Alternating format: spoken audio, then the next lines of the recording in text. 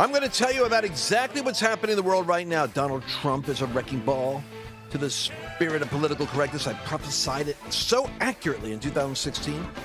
Then we navigated through the contradiction of 2020, and only in the providence of God's infinite wisdom did he start heaping up upon us prayers. The desperate praying, oh God, what are you doing? And then then came to a point like, pull a cumulus cloud burst. And in 2024, November 5th, God answered and said, now is the timing. That's the reason why I want to tell you, you're going to have to get your head clear, shake it out, because this 48 months is going to be the most important race you've ever run. I'm going to talk about where we're running the race, what we're up against, what lanes we're in, where the opposition is. I'm going to tell you where the enemy's going to try to counterattack, but you're going to need your brain sharp. That's why I want to talk to you about hydrolyzed bovine hide, collagen peptides, fermented eggshell membrane, and organic lion's mane. Lance, have you lost your mind? No, I've been finding it, thank you. Been talking to Dr. Jordan Rubin about his multi-collagen brain boost for mental clarity. I want you to get a hold of it. I'm taking it. Hear that sound? That's the sound of clarity coming to Lance's brain for the next 48 months. Join me in this unique experiment of reducing stress, increasing mental clarity, improving sleep, and multiplying energy. You can get the multi-collagen brain boost product at ancientnutrition.com/Lance, or just use the code Brain Boost if you are in Facebook or Instagram. Just put Brain Boost, it's one word, and you're going to notice the results as I did in less than 24 hours. It's the collagen stuff, by the way, is great at reducing joint discomfort and removing those crow's feet. You're dealing with multiple things at one time here, people. Look better and get sharper. Why don't you go to ancientnutrition.com/Lance. Put in Brain Boost. Let's go to this program. Today's going to blow your mind. All right, so we're back at the Lance Wallnau Show today, and I've got my son over here to my side. You might not recognize him because he shaved his beard off. Look at that handsome young man beneath all that ZZ Top beard that he had. All right, now look. We have to get focused. What is happening with the president right now, what's happening with his cabinet picks, you need to understand this. I'd like to think that our audience is one of the more enlightened audiences out there. I say that because you have the Word of God. You understand the spiritual dynamics of the battle that we've been in. You guys are people of prayer. I think anyone else can say a prayer. You know, I don't put much stock in a say a prayer person, but I do put stock in you because prayer, according to the Bible, real prayer, effectual, fervent prayer, has great power in its effect. And I think on November 5th, we saw the great power and effect of cumulative prayer and fasting, and many people went without food, so serious was the situation. Now, we're not out of the woods. We had a breakthrough, a resounding breakthrough. You know, boom, the enemy got knocked back. But you know, they are scattering here and there. It's almost comical trying to come up with an agreed-to analysis of what happened. The problem is, the reason why we got time, a little time, not much, because the problems they created are ticking time bombs. World War III, economic crash. You're going to talk about that in a second. But the comical part is they who are woke are incapable of self-awareness. That's the great problem with being woke in the first place. You think that you're enlightened and everyone else is inferior, and then you impose your morality on them, and if they're not using the right adjective or embracing the right perversity, then they are, they're garbage, and they're deplorable, and they're like, mouth-breathing Walmart, MAGA trash. The reality is the left is having a moment of challenge. You look at Bill Maher, much as Bill annoys me, he's pushing back on him right now. He's saying, hey, you want to know how come you lost? Look in the mirror and stop saying things that make people want to punch you in the face. He said that. I didn't say it. He's talking about the fact that the aggressive, unrealistic insistence that a man is a woman, and to drive that narrative to the point where you have a Supreme Court justice asked, who is going to be having to make some of the most incredibly important decisions in your lifetime regarding a delineation of reality from unreality, right from wrong, and true from false. Is there a difference between a man and a woman? I can't say. Well, I can't tell you if intelligent life exists on Earth. So there you go. There's a backlash happening. I heard Victor Davis Hanson say it, and I was like, breathed a sigh of relief when he said it, because I thought, is that true? He's so brilliant. He said, the madness that came with COVID and the George Floyd riots started an epidemic of racial extremism, of Antifa pull down the statues, of hyper, sexualized gender theory on trans men going into women's prisons, getting surgery done, and then going into prison, getting girls pregnant over there, and you paying for it. So he said that it's almost like the fever of a period from then, which would be 2020 till now, but it started before then. It really began. This started when Trump came into office. There was a resistance building, remember? So you had those. So it's almost like there was a 10-year period where there was an irrational wokeism that pushing America to the brink of, you hear that civil war. It's just that now you see why. You see that you have a majority of the American people electorally saying this doesn't make sense. And as they begin to think about it, the Joe Rogans and the Elon Musks, my gosh, the Bobby Kennedys, the Tucker Carlsons, who are nobody's dancing puppet. They're thinking about this and looking and going, something's crazy here. And they're moving towards Trump. And all the Trump is standing right there to the right of center. He's not as extremist as I am. He's to the right of center. But he's clear that the left has gone so far off the center that they're moving America off a cliff, and he will not let that happen. He will not. He was at Mount Rushmore when they were pulling down statues and taking him out of office with impeachment trials, and they hadn't even come up with the 4 put him in jail trials yet. And he stood in front of Mount Rushmore, I remember this, in 2019, saying, socialism is never going to take America. And I thought it was almost like a statement of faith. You Pentecostals out there, that guy has more faith confession than you got, at a bigger level than you got. He's saying America will never go socialist. We may go down, but we will not be socialists. We're never going to forfeit our freedom, our independence, our creativity, our innovation, our spirit, our identity to become just a tool in a long line of conformists under somebody else telling us who we are and what we do. It isn't going to work with America. We may break apart, but we will never do that. It's in our DNA not to. Well, I have a couple thoughts on that, if I might interject. One, when it comes to socialist programs, America does have a number of socialist programs. Medicare, Medicaid, public education. Those are socialist programs in nature. So a lot of people believe that is fundamentally Americans to have access to those types of programs.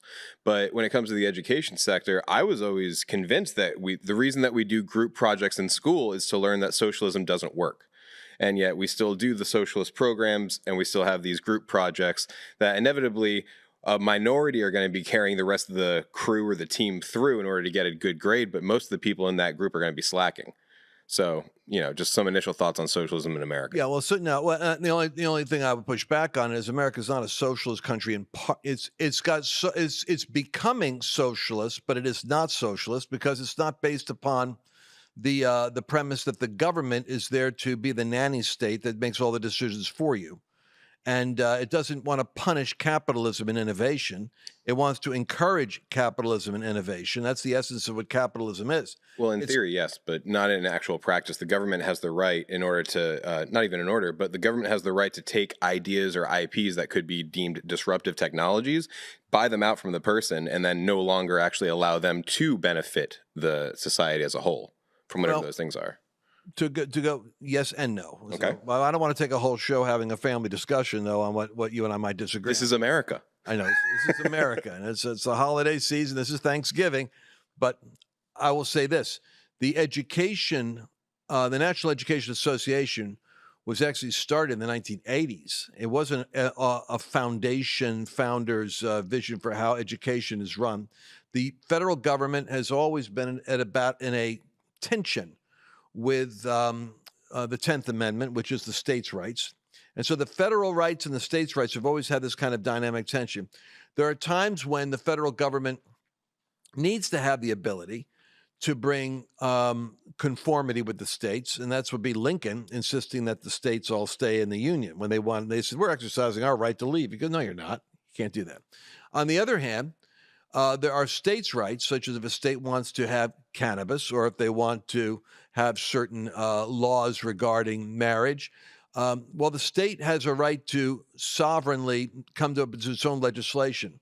And unless the issue rises to the point where it becomes a national mandate, then the federal government doesn't have a right to interfere with that. So there's a balance between the two. Education was never meant to be a mandated from Washington, D.C. curriculum and guideline. The idea being you want to make sure everybody has access to an education and to a quality education.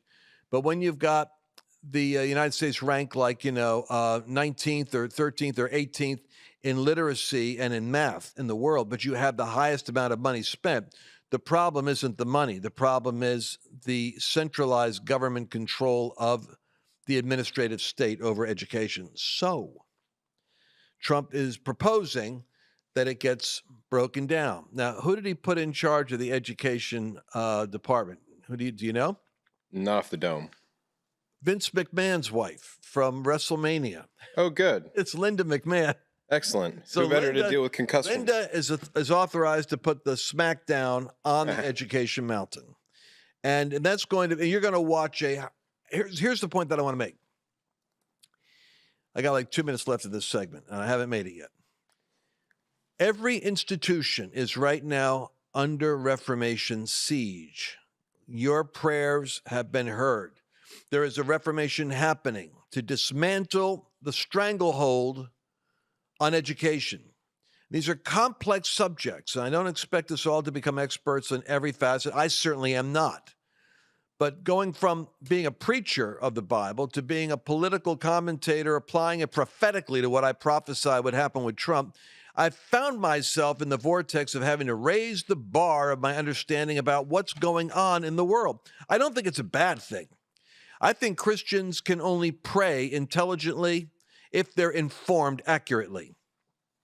So with that thought in mind, I want to summarize for you in a minute where we are in America. We're in a moment of profound reformation following a great awakening that started, I think, in 2017 or 18. I think we've been having a civic awakening that is leading into a spiritual awakening. I think the institutions have to be taken back, just as, who was it? Gramsci, the Italian Marxist genius who basically Mussolini locked up. Imagine that. Mussolini, the dictator, was nervous about Gramsci. It tells you what a Marxist he was. He said we must begin the long march through the institutions, the church, the family, education, government, media, entertainment, business, and science. We must march our way through with our religion. And our religion is a religion without God. It's a religion that is the elite are better than others at being able to control what's in the interest in the happiness of people. If we can only find benevolent elites, we can make prosperity work for everybody. Well, the theory works in the Communist Manifesto, but it doesn't work in real life, where people find their own motivations for doing things, and perhaps God doesn't want everybody coming off of an assembly line. But where we are now, you've got Biden still opening the border for an invasion. You have war in Ukraine being heated up, possibly, I think, with the hope of a hot war with Russia so that Trump can't back out of war because they're trying to kneecap him before he gets into office. When we come back, I'll tell you the rest of the lay of the land as we're going into 2025. We'll be right back. Do you ever get the feeling that you're kind of stuck? You're not seeing the pieces come together. We look at transformation as though it's an event. It's actually a sequence of events. It's a journey that you're on. LanceWallnau.com/mastery is a 7-part series of the 40 years of the most important insights I've seen work in the lives of successful entrepreneurs and people of high impact. I want you to get a hold of the entire 7 modules, LanceWallnau.com/mastery. You'll be glad you did it. Welcome back to the Lance Wallnau Show. And once again, I want to tell you how glad I am that you're with me. This year is going to be our most important year. This is the year we've got to go from We got to go into full tilt reformation, and we have to see a move of God that's happening. But let me give you the lay of the land. We have the southern border. Biden is still rupturing it, and we still have people coming in. I'm fascinated with how the blue states are responding. Blue states are doing dumb things. Everything they're doing is working against them right now. For instance, they're saying we want to be a sanctuary state for everybody. If Trump wants to kick them out, you can come here. Well, the voters are saying, like, hey, no way, Jose. You're not bringing criminals into my city. So, as I predicted, every violent crime that happens in the states that are blue states, led by like Kathy Hochul right up there in New York, just had a guy she let out. Their policy, their woke policies let a guy out who was in Bellevue. He gets out and violently slashes 3 people. Immediately, they got to lock the guy up. Well, what got him out? Her policies. So the media backlashes, and the Democrats in her district are saying this, yo, Kathy, you're at the point now where you pursue policies that let criminals loose to commit violent crime and death and destruction on our citizens in New York, and Trump is popular enough. He doesn't have to be too popular, just popular enough to be more popular than you, and a Republican will take your seat. So the Democrats are saying, chill. Move towards the Trump agenda. Be rational. Move where you can, or we will lose seats. Well, that's an interesting moment. Nevertheless, the bluer they are, the crazier they'll be. Keep your eye on California and Colorado, because they're cold blue. All right, so anyway, the CCP has just dropped 4 red lines on the United States. Of course, it's pre-Trump. I like to see them do this when Trump's in office, but they're saying our support for democracy anywhere is a red line with them globally. Well, Trump isn't interested in starting wars with China. He's interested in doing business with China and taking their money and them buying our products. He's very rational, which is why they're scared. They're scared of Trump. Couldn't that be referred to as a trade war, though? What? Him trying to get the best possible prices for American citizens, at leveraging tariffs and all that stuff. I don't know. It's a trade war if they can retaliate. I'm not sure how they could retaliate. That's the beauty of where we are now, but not where we will be in 4 years. China's getting stronger and stronger. But it's Trump says he loves that word tariff because China has a problem in that it has to sustain its economic growth in order to keep its billion people working class fed, and they're always afraid they could lose them. Remember, it's a minority of people it's a minority of people controlling a billion people, and they're always afraid of revolution. Deng Xiaoping met with Mark Nuttall, who you know, and told him, this is the former communist dictator, the head of the party, I should say, the CCP, and he told Mark Nuttall, as long as he can produce a bowl of rice for every person in China, he's okay. They just have to be fed. They have to make sure that they are not hungry. So he understood that whatever risks he was taking, converting communism over to this capitalist engagement with the West, he was willing to do it because the people will do what he wants them to do, provided they're fed. So they can't afford to disrupt the prosperity of the nation. That's the one thing they fear.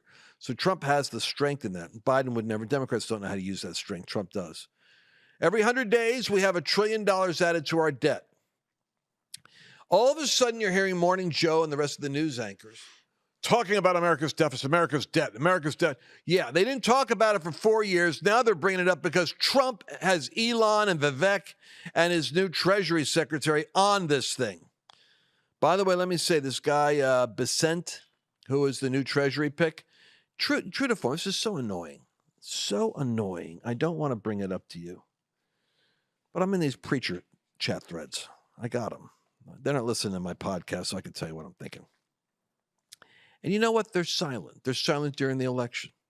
When I say to them, hey, you got any churches I can work with? And I'm going around the swing states trying to find churches, work with churches. Silent. The moment Trump puts, Vivek and Elon on, nope, silence. Put on, what's his name in North Dakota, or even the silence in every pick. The moment he puts a gay guy up as a Treasury guy who used to work with Soros at making the guy money for the Soros Foundation, they freak out.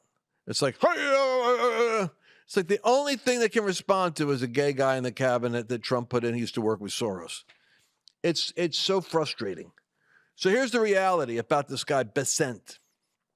He's 100% MAGA. He's gone from Soros, which Trump kind of likes, left him in order to focus on helping out Trump's agenda. He's all about reducing the deficit. He's all about return on investment, stabilizing America's economy. He's all about the intelligent use of tariffs. He is actually economically on line with Trump, and yeah, he happens to be a gay guy.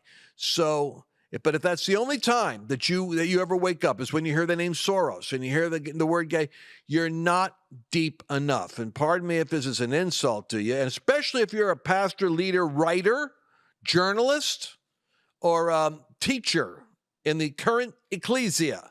You're going to have to be more sophisticated than that. Understand the man's strengths, the man's weaknesses. I'm not making a commentary about his personal life. I'm just saying to you, don't be triggered. The only thing that triggers you is your favorite 2 or 3 social issues. You're not deep. Expand yourself. Be triggered about a lot more things like I am. So Trump's about to seize the institutions. The New York Times has an article. Evidently, Biden is in conversations. Blinken, Lindsey Graham. Remember Lindsey Graham? Whenever I mention the defense Ukraine, he's big on war with Russia. They're talking about putting nukes in Ukraine. Now, let me tell you something. You want to put a nuclear device in the Ukraine? What would you think if China and Russia and North Korea and Iran decided to put a nuke off the coast of Florida in Cuba? And they were having a meeting about putting nukes in Cuba and nukes in Montreal and nukes in Mexico facing the United States. I don't think you'd feel good about that. Why would you want nuclear devices there? That's the language of people that got demons trying to set up and trigger World War III. Well, I say bind it. Britain and the USA are now using long-range tactical weapons in Ukraine to fire missiles into Russia. Why are they doing that? What I'm trying to tell you is Trump has these things to have to deal with, but I'm telling him to you too because you guys are the prayer people. When you're praying, when you pray that God restrains the voices speaking into these leaders' heads so that there would be a calm and a peace, a cessation of conflict and wars. Now, I'm not saying World War III is going to break out. I'm saying these guys are nutty enough to accelerate it, to try to attempt it. And I'm saying that we got to keep praying. It's not just, don't just think that because you got a 2005, November 5th victory, that everything's done. It's not. The battle's just begun. You ain't seen nothing yet. Like I said, the left hasn't figured out what their mobilizing response is. But Russia warns South Korea against supplying weapons to Ukraine. What's your understanding of that subject? I heard Dennis Peacock say this once, and it wasn't really a bad statement. He said, if you can't take the cover of the newspaper, like say New York Times or the Wall Street Journal, and if you don't know how to pray about the things that are in the news cycle, or at least if you don't understand what's going on in the news cycle enough to be able to pray, then you're not informed yet enough. That's in the day when you might be able to read the newspaper and get something from it. Now you actually got to look up these subjects. Like, for instance, this one. This is in Yahoo News. Russia warns South Korea against supplying weapons to Ukraine. But what did North Korea just recently do? Didn't they start like a volunteer program for the Russian military? Yeah, so they're putting soldiers up there into Russia, and this is training them for war. Because remember, they have no training for war except running around doing drills with, guns they're not shooting. Yeah. So this is helping them get some experience, and experience is always the distinguishing factor in warfare. So South Korea's response is, well, if North Korea is going to go up there practicing for ground warfare and they're working with you, I guess you're sending us a message. So we're going to send you a message. We're going to let's see, there's roughly 11,000 North Korean troops dispatched to the Kursk region in southern Russia, where Ukrainian forces have occupied hundreds of square miles since a surprise incursion in August. So what's the South Korean response? They've been giving financial aid to Ukraine, but so far refrained from directly supplying weapons for Kiev's defense. So now they're discussing giving weapons that will be for the defense. And Russia's saying, oh, I wouldn't do that if I was you. But look, Russia's receiving. So you see how these things get out of control, people? Do you see how there's a ladder of escalation? Russia's saying, hey, don't add yourself to the conflict. And South Korea's saying, yeah, well, why are you letting North Korea come in there and work with you? Don't you understand they're coming after us? So I was on the steps of Jerusalem a year ago outside the Al-Aqsa Mosque to my left, preaching to the steps. There in front of me was a couple of hundred, maybe near, 800 or 1,000 foreign nationals from all nations, tribes and tongues, interpreters talking while people had ear things on, listening. And while I was up there preaching in September last year, I heard the Lord say, it is my desire to give Donald Trump 4 more years for the sake of the nations. I haven't even written to my own partners and friends yet to tell them what I'm thinking. But we got 48 months, just 48 months of peace. I think there's going to be wars and rumors of wars, difficult times. Don't throw this back in my face and say, you said peace. I'm telling you, relative peace, because God told me he's putting Trump in for the sake of the nations. That means we've got a window to go to these nations. And I believe God's going to give stability around the world for the gospel to go forth. I can't believe I'm out of time. I wanted you guys to hear the testimony of the encounter Bobby Kennedy Jr. had with God. I'm going to play it tomorrow. I don't want you to miss it tomorrow. And in the meantime, remember these surging debt markets. What did God say in Haggai? The silver's mine, the gold is mine. That's the reason why I want you to go to, what is my website for the gold? LanceWallnau.com/gold, right? That's it. Folks, go there. You were thinking about it earlier. Silver. Remember I said silver, the silver and the gold. Smart investments. That, and evidently Bitcoin is doing something in El Salvador, but we'll talk about that tomorrow. We'll be back there. Don't miss tomorrow's update. I got so much more I have to tell you. Bye-bye. Did you enjoy this latest episode? Please remember to share it with your friends, because the more knowledge you have, the better equipped you are to navigate the world.